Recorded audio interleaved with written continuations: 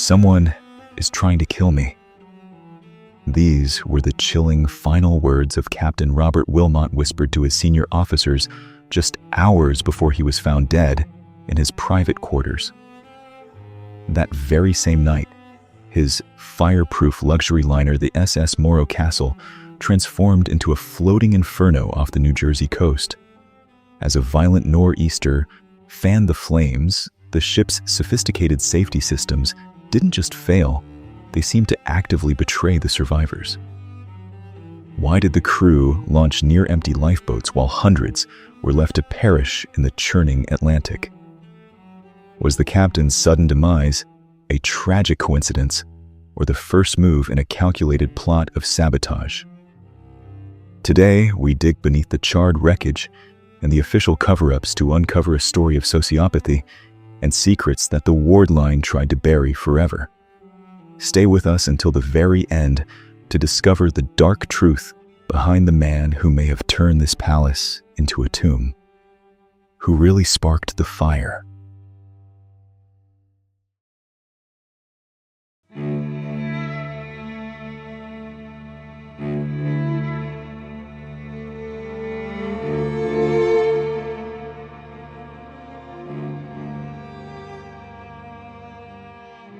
The resurrection of the ward line began not with a triumph of industry, but with a desperate high-stakes gamble fueled by a crumbling empire.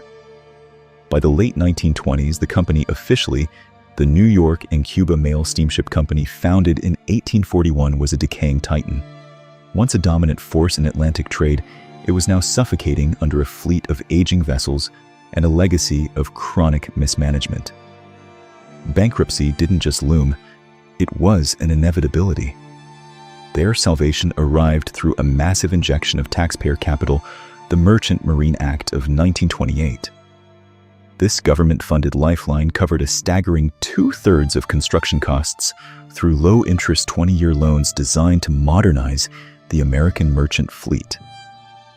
This was the womb that birthed the SS Morro Castle, a $5 million over $100 million in today's currency technological marvel.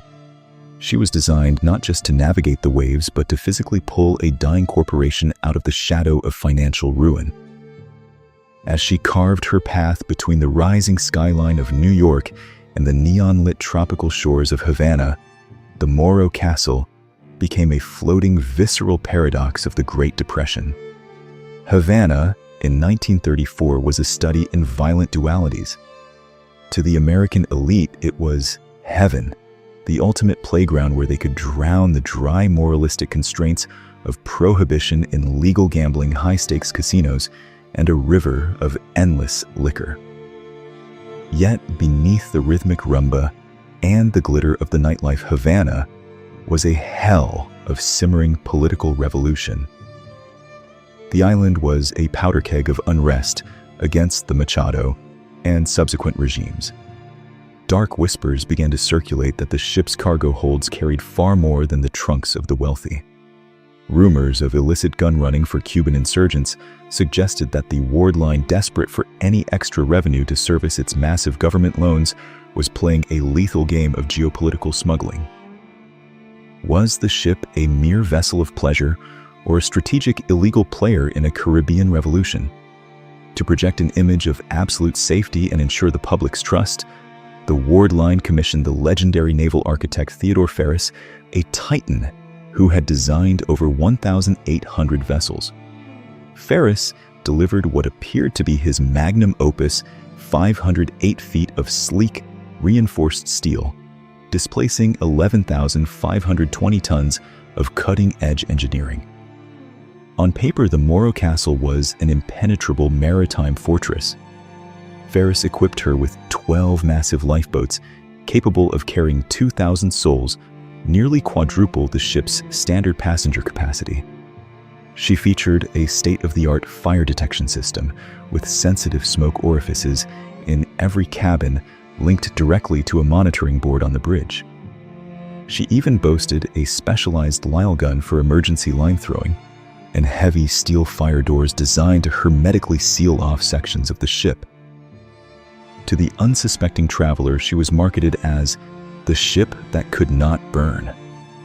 However, beneath this gilded finish lay a lethal, cynical trade-off where aesthetic luxury ruthlessly overrode basic survival physics. To court the high-spending elite during a global economic collapse, every public room was draped in fine, expensive wood veneers and intricate ply paneling, all held together by highly flammable petroleum-based glues. In an obsession with maintenance and aesthetics, the crew applied thick, constant layers of fresh paint to keep her sparkling unknowingly, wrapping the steel hull in a multi-layered combustible skin. But the most catastrophic secret lay within the very structural skeleton of the ship, a 6-inch gap left between the decorative wooden ceilings and the primary steel bulkheads. These voids were not just air pockets. They acted as a hidden network of oxygen-rich chimneys. This fatal design flaw allowed any potential spark to bypass every expensive steel fire door, racing through the ship's interior structure, completely undetected by human eyes. Even the storage lockers were compromised. The first-class writing room locker was a ticking clock packed to the ceiling with blankets that had been freshly dry-cleaned using volatile, flammable chemicals. As the Morro Castle sailed north toward a developing nor'easter, she was a microcosm of 1930s America, luxurious, legally, wet, and breathtakingly beautiful, but structurally, she was a furnace fully fueled and merely waiting for a match.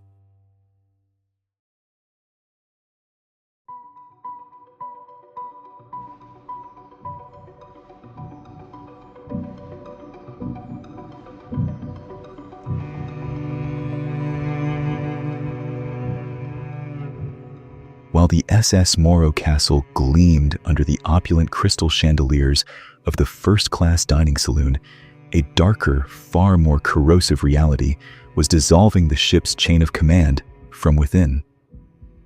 At the epicenter of this brewing psychological storm was Captain Robert Willmott. A veteran with over 30 years of maritime service, Willmott was the personification of British maritime elegance. To the affluent passengers, he was the ultimate host, a charming storyteller and a refined English gentleman whose mere presence offered a sense of security against the backdrop of the Great Depression. However, behind the mahogany doors of his private quarters, the mask of the stoic captain was disintegrating. Willmott had become a man consumed by terrifying, pervasive paranoia. He didn't just fear the unpredictable temperament of the Atlantic, he feared the men he commanded. In the tense days leading up to the final voyage, he had confided in his senior officers a suspicion that felt like it belonged in a gothic thriller. He was convinced that someone on board was actively plotting to murder him and orchestrate the ship's sabotage. This was not mere stress. It was the intuition of a man who realized he was trapped in a cage with his own predators. This suffocating atmosphere of dread was fed by a crew that had become a literal powder keg of class resentment. While the elite passengers on the upper decks indulged in tax-free liquor and jazz, the men working in the bowels of the ship lived in near Dickensian squalor. The ward line was notorious within the industry for its exploitative labor practices, subsistence-level wages, substandard food that bordered on inedible, and a brutal, demoralizing work environment. This led to a staggering turnover rate, ensuring that the crew was rarely a cohesive unit, but rather a collection of desperate strangers. Such instability invited radicalism and chaos. The lower decks became a breeding ground for rumors of communist insurgencies, drug smuggling syndicates, and illegal immigration rackets. In this environment, a career mariner like Willmott no longer felt like a captain leading a crew. He felt like a warden overseeing a volatile floating prison where the guards were as dangerous as the inmates. Lurking within this disgruntled hierarchy was a figure who would later emerge as the primary subject of intense FBI scrutiny, Chief Radio Officer George White Rogers. On the surface, Rogers was a highly skilled technician essential for the ship's modern communication. Yet his past holds secrets far more volatile and destructive than the ship's radio batteries. Rogers was a diagnosed sociopath with a documented lifelong history of pyromania, a pathological obsessive urge to set fires.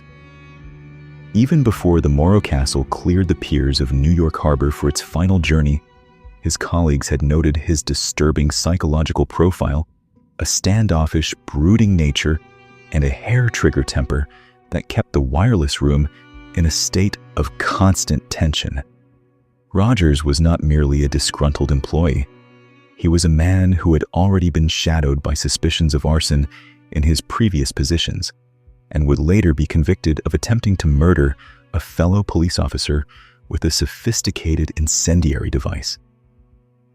In the cramped, wood-paneled hallways of the Morro Castle, the presence of a man with Rogers' clinical background was the equivalent of leaving a lit match in a room filled with high-octane gasoline. The fragile, hollowed-out hierarchy finally suffered a total collapse on the evening of September 7th. When Captain Willmott was discovered dead in his bathroom, a sudden and highly suspicious heart attack just hours after his dinner, the ship's soul was effectively severed. Command fell to Chief Officer William Worms. Worms was a capable enough seaman in fair weather, but he lacked Willmott's social charisma, and, more critically, the respect of a crew that was already bordering on mutiny. Taking the helm of an 11,000-ton liner in the teeth of a rapidly developing nor'easter gale was a monumental task for even the most seasoned veteran. For an inexperienced acting captain who was openly despised by his subordinates, it was a death sentence for everyone on board. As the storm intensified and the winds began to howl through the rigging like a banshee, the Morro Castle ceased to be a functioning maritime vessel. It had transformed into a leaderless, divided, and profoundly paranoid entity, sailing blindly into the dark Atlantic.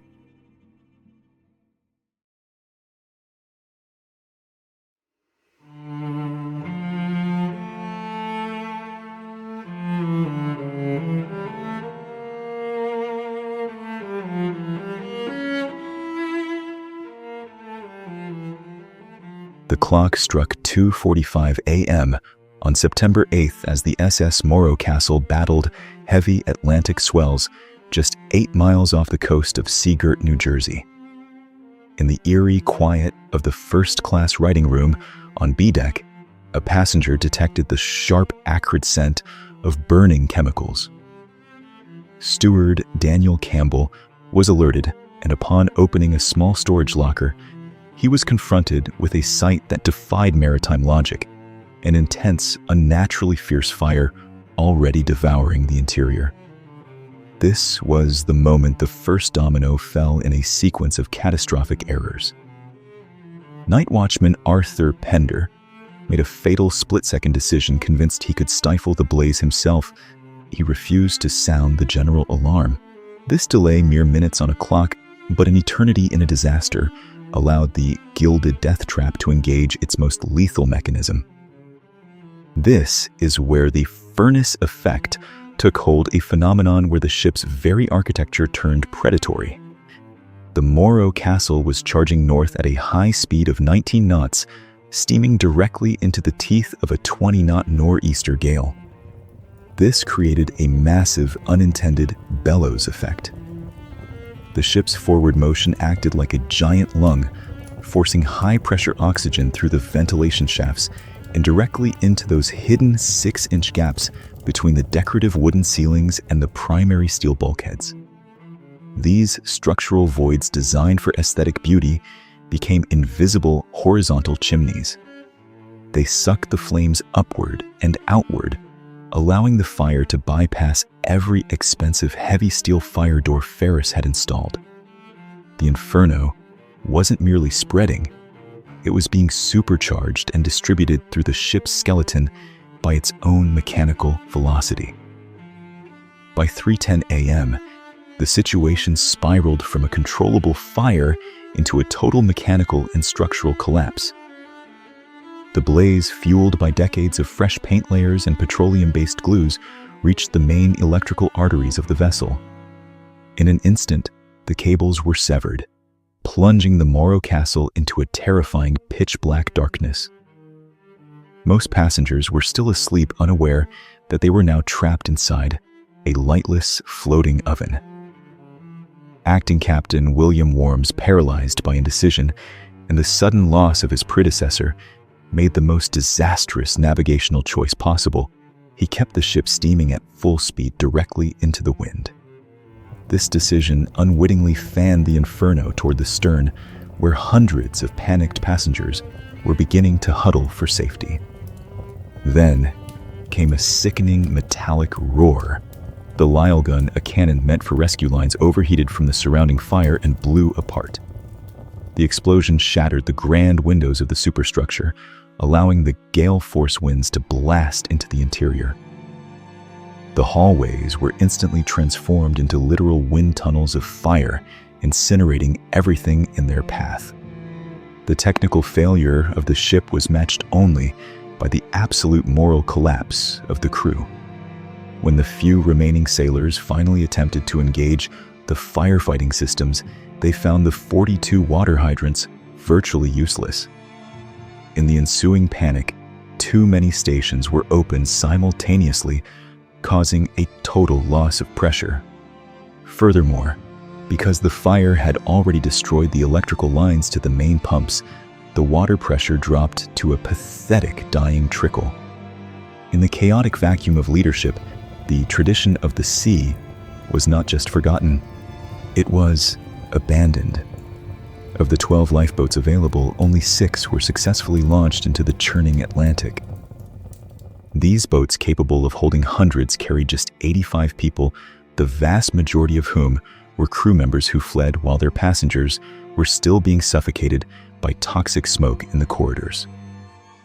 Chief Engineer Eben Abbott was among the first to abandon his post, fleeing in a near-empty lifeboat and leaving the ship's engine room, the literal heart of the vessel, to stop beating.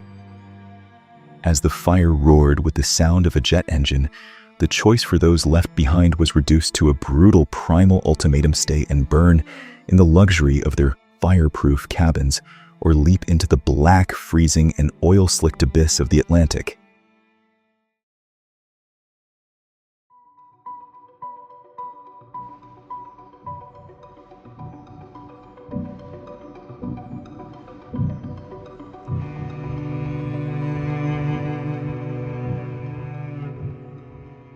Because the radio operators could not obtain a definitive answer from Acting Captain Worms, the SOS was not authorized until 3:18 a.m. and was not transmitted until 3:23 a.m. Within 5 minutes, the intense heat of the fire began to distort the Morro Castle's signal. Shortly afterward, the emergency generator failed, and transmissions were cut off. The SS Morro Castle is no longer a vessel of luxury. It has transitioned into a 500-foot atmospheric furnace, screaming with the tortured groan of buckling rivets and the rhythmic, terrifying roar of a backdraft inhaling oxygen. The air inside has curdled into a lethal, pressurized soup of carbon monoxide and the cloying, sickly sweet stench of burning decorative lacquer and scorched mahogany.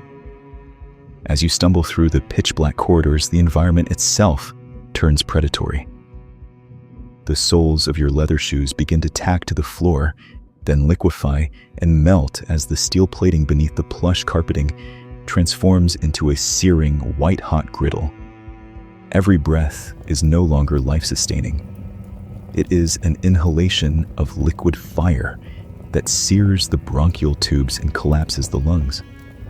In the total blackout caused by the electrical failure, the only illumination is a hellish, pulsating orange glow, reflecting off the jagged charcoal Atlantic swells outside a strobe light from the abyss. For Marjorie and Paul Giannini, the romantic dream of their honeymoon is incinerated The moment Marjorie witnesses the porthole glass vibrating under the pressure of the heat, reflecting a literal wall of fire just inches from her face. Logic is the first casualty of such terror. Only the raw, frantic impulse of the reptilian brain remains. They soak towels in a porcelain wash basin, now scalding to the touch, and wrap them around their faces. It is a pathetic steaming shield against radiant heat so intense it feels like it is peeling the very dermis from their cheekbones. Upon reaching the promenade deck, they bear witness to the ultimate breakdown of human morality, the Gilded Death Trap, stripping away the veneer of civilization. Marjorie's eyes lock onto a silhouette amidst the swirling embers, George Rogers, the ship's chief radio officer. While the world would later hear stories of his heroism, the Gianninis see the monster. Amidst the screams of the dying Rogers is observed brutally kicking and beating away desperate drowning passengers who attempt to cling to the edge of his life ring. It is pure Darwinian carnage, a sociopath thriving in the chaos. With a wall of fire at their backs and a predator in their path, the Gianninis realize the ship is no longer a refuge. They hold hands and leap into the black void. Then comes the impact, a bone-shattering 12-mile plunge into an abyss of salt and ice. But as they strike the water, the 1934 standard safety equipment reveals itself as a silent mechanical executioner. These life preservers are a masterpiece of fatal engineering, heavy, rigid blocks of cork, encased in stiff canvas with high, unyielding collars. For those jumping from the towering height of the boat deck, the physics of survival are inverted. The buoyancy of the cork meets the surface tension of the water with the force of a hydraulic press. You can hear the sickening, muffled crack of cervical vertebrae snapping instantly as the collar is driven upward into the skull. Others, less lucky to die instantly, are struck under the jaw by the rising cork, knocked into a deep terminal unconsciousness. They drift away in the nor'easter gale, bobbing upright like macabre boys, already dead or drowning as the frigid Atlantic fills their lungs. Yet, in this dark theater of shadows, a flicker of divine nobility remains to challenge the darkness. Franz Debesch, an 18-year-old champion swimmer with a lifetime of gold medals and high school senior memories ahead of him, stands on the precipice of the stern. Beside him are his friends Joseph Hidalgo and Rosario Camacho. Rosario is paralyzed by a catatonic terror, her hands empty of a life vest, her wide eyes reflecting the orange inferno devouring the ship. Without a second of hesitation or a thought for his own survival, Franz strips off his own life vest and forces it over her head, cinching the straps with steady hands. When Joseph attempts to protest this act of suicide, Franz silences him with the supernatural calm of a man who has already settled his accounts with fate. "Don't be ridiculous, Joseph. You know I'm the better swimmer." Franz and Rosario lock hands, a final defiant grip of human connection against the indifferent machinery of death, and jump together. The churning surf of the nor'easter, however, is a meat grinder of white foam and oil. The ocean tears their hands apart, the microsecond they submerge. Rosario, buoyed by Franz's final gift, is kept afloat through the freezing, lonely night. But for Franz, the champion of the water, the sea offers no mercy for his courage. He vanishes into the dark, indifferent depths, his body destined never to be recovered. He leaves the survivors to haunt the waves for hours, their eyes stinging with salt and oil, searching desperately for the rhythmic flash of the sea-girt lighthouse to break the suffocating horizon.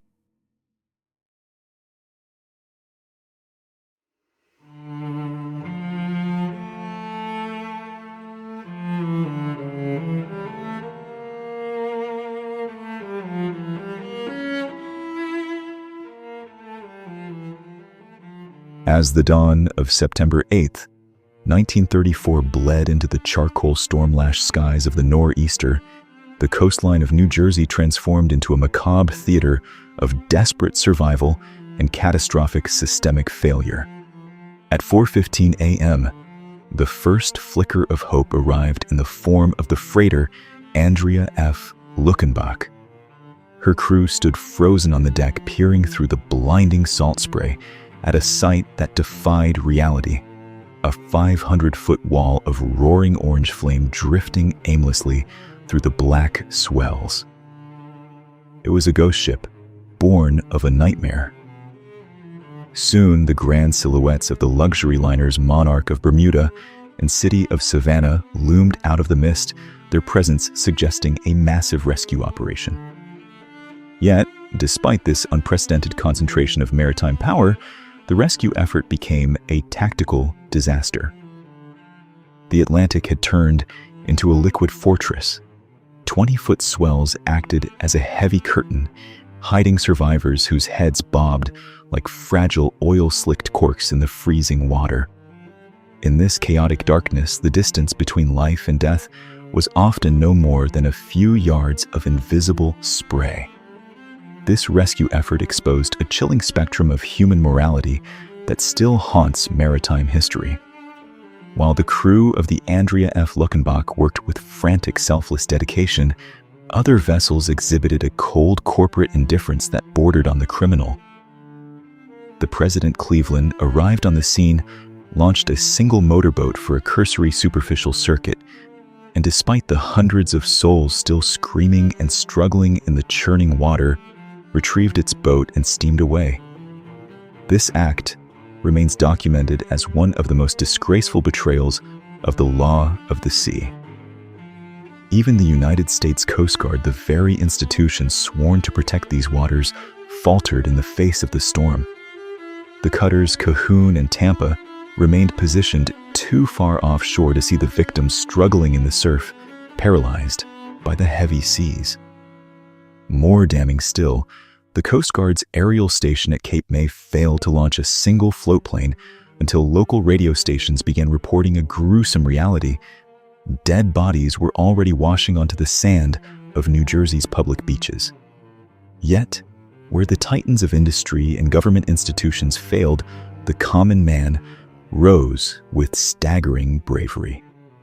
The 60-foot fishing boat Paramount, captained by John Bogan and his sons, repeatedly charged into the crushing white-capped surf, single-handedly plucking 67 souls from the brink of certain death. In the sky above, a surreal and cinematic sight, appeared New Jersey Governor Harry Moore, personally piloted his private plane over the burning wreckage. He dipped his wings dangerously low to the cresting waves, dropping markers and flares to guide the rescue boats toward clusters of survivors and floating bodies. On the shores of Spring Lake Sea, Girt and Point Pleasant, the scene was a harrowing, visceral struggle for humanity. Local citizens, off-duty police, and lifeguards like Tom Black formed human chains battling the lethal riptides to pull oil-coated, shivering survivors onto the beach. Many of these victims reached the safety of the sand only to succumb to their injuries within minutes.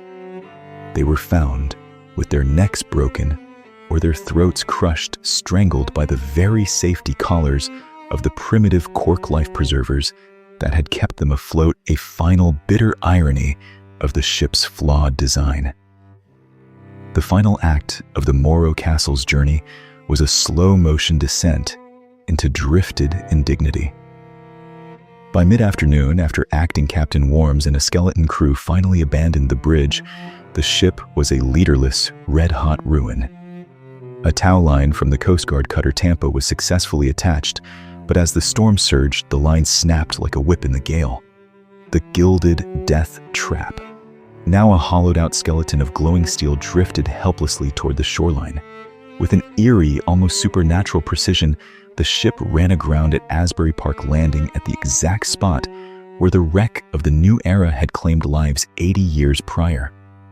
The fire continued to smolder aboard the ship for the next 2 days, and in the end, 137 passengers and crew out of a total of 549 lost their lives.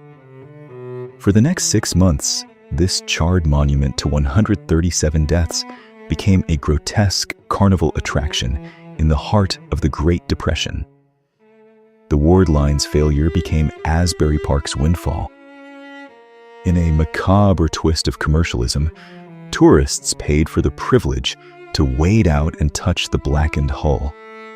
Local vendors did a brisk business selling stamped Morro Castle pennies, postcards of the smoldering wreck, and even pieces of charred wood. The boardwalk, usually a place of joy, was now a grandstand for viewing a tomb. But the most haunting legacy remained etched in the survival data, a chilling disparity where only 18% of the crew perished compared to over 30% of the passengers. The Morro Castle had not merely been destroyed by an accidental fire. She had been betrayed by her protectors and abandoned by her leaders, leaving her charred husk as a silent, rusting witness to a crime of negligence that the world was only beginning to understand.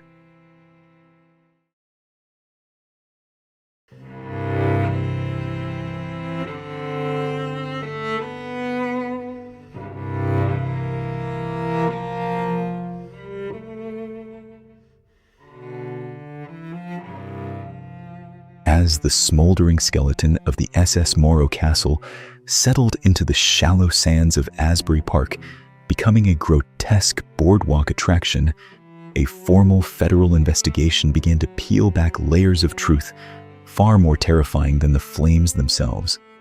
We are left to confront a harrowing question.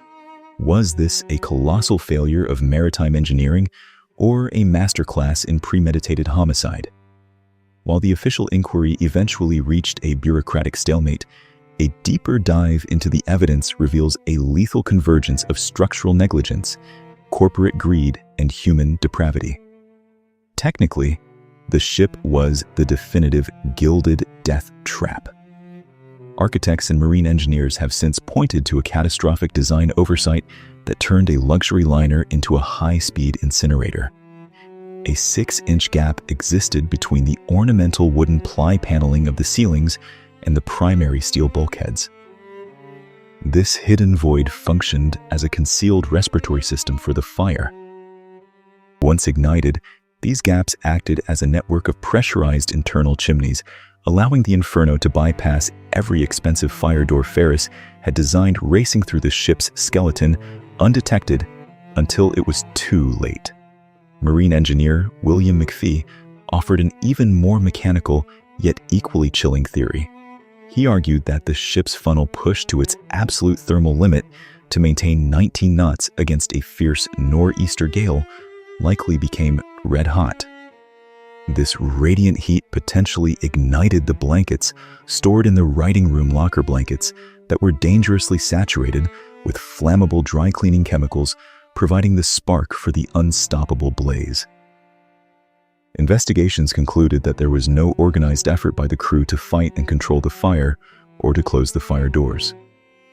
In addition, the crew made no attempt to report to their assigned fire stations. Most damning was the finding that, with a few notable exceptions, the crew made no effort to guide passengers to safe routes to the deck. For many passengers, their only option was to lower themselves into the water or jump overboard. A few lifeboats were launched, but they were mostly occupied by crew members, and no effort was made by these boats to move toward the stern to rescue additional survivors. Worms never left the bridge to assess the extent of the damage and maintained the ship's course and full speed for some time after the fire was discovered.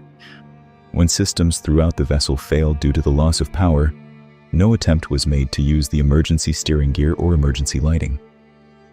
Acting Captain William F. Worms, Chief Engineer Eben Abbott, First Assistant Engineer Anthony R. Bugia, Second Officer Clarence Hackney, Third Officer Harold Hansen and Ward Line, Vice President Henry Cabot were eventually charged with multiple offenses related to the fire, including willful negligence. All 6 were convicted and imprisoned. However, an appellate court later overturned the convictions of Worms and Abbott, ruling that most of the responsibility lay with the deceased Captain Willmott. Officially, the cause of the fire was never determined. The cold mathematics of engineering cannot explain the chilling human anomalies that occurred on that final voyage. Most notably, we must return to the sudden, convenient heart attack of Captain Robert Willmott. This leads us into the darkest heart of the Morro Castle, Mystery Chief Radio Officer George White Rogers. Initially canonized by the press as a hero for staying at his post amidst life-threatening heat, Rogers' post-war life revealed a man possessed by a violent sociopathic pathology. The mask truly shattered in 1938 when Rogers sent a gift to his friend and colleague Vincent Doyle, a fish tank heater meticulously rigged as a sophisticated incendiary bomb. Doyle survived the explosion, but his testimony painted a portrait of Rogers as a man who viewed fire and explosives not just as weapons, but as tools of godlike control. By 1954, Rogers' bloodlust culminated in the brutal bludgeoning of an elderly couple over a minor debt. When we re-examine the Morro Castle through this lens, the hypothesis is haunting Rogers. A diagnosed pyromaniac may have poisoned Willmott to decapitate the ship's leadership, ensuring the ensuing chaos would be absolute. In his twisted mind, setting the ship ablaze was likely the ultimate performance, a sick way to satisfy his craving for destruction, while simultaneously basking in the spotlight of a heroic radio operator. The legacy of the Morro Castle is written in what historians call blood for laws. The 137 souls lost to the Atlantic that night became the involuntary martyrs of modern maritime safety. Their sacrifice forced the international community to abandon flammable wooden interiors in favor of fire-retardant materials and automated sprinkler systems. It mandated the very passenger fire drills that Captain Willmott had so arrogantly dismissed to avoid inconveniencing his wealthy guests. Yet, nearly a century later, the ship's ghost still haunts the modern age in a strange display of bureaucratic permanence. To this day, the Federal Communications Commission, FCC, continues to reserve the ship's radio call sign KGOV. For nearly 100 years, no other station ship or entity has been allowed to claim those four letters. It is as if the Morro Castle is still out there in the Atlantic mist, locked in a perpetual loop of distress, waiting for a rescue that can never come. The past broke the surface once again in September 2023, when the ship's 5-ton bolt anchor was raised from the depths off Point Pleasant Beach. As the rusted, barnacle-encrusted iron was hoisted toward the sunlight, it served as a heavy, silent witness to the secrets still buried beneath the waves. The Morro Castle was a palace, built for the elite, destroyed by systemic corporate greed and the potential spark of a madman. It remains anchored forever in the American psyche, not just as a tragic shipwreck, but as the fire that forever changed the way humanity traverses the great oceans. Before we conclude today's message, we must stop to honor the 137 fathers, mothers, and dreamers who perished on September 8, 1934. May their memory serve as a permanent lighthouse, a warning to all who sail the seas that safety must never be sacrificed for vanity. Thank you for standing with us on the charred decks of history today. This investigation into the SS Morro Castle is more than just a ghost story. It is a reminder of the human cost of negligence. If this story moved you or made you question the official narrative, please support our mission by liking, sharing, and subscribing to the channel. If you have your own theories or perhaps a family story handed down through generations about this tragedy, please share them in the comments below. We read every one of them. Until our next voyage into the shadows of the deep keep, seeking the truth for the ocean, never gives up its secrets easily. See you in the next video.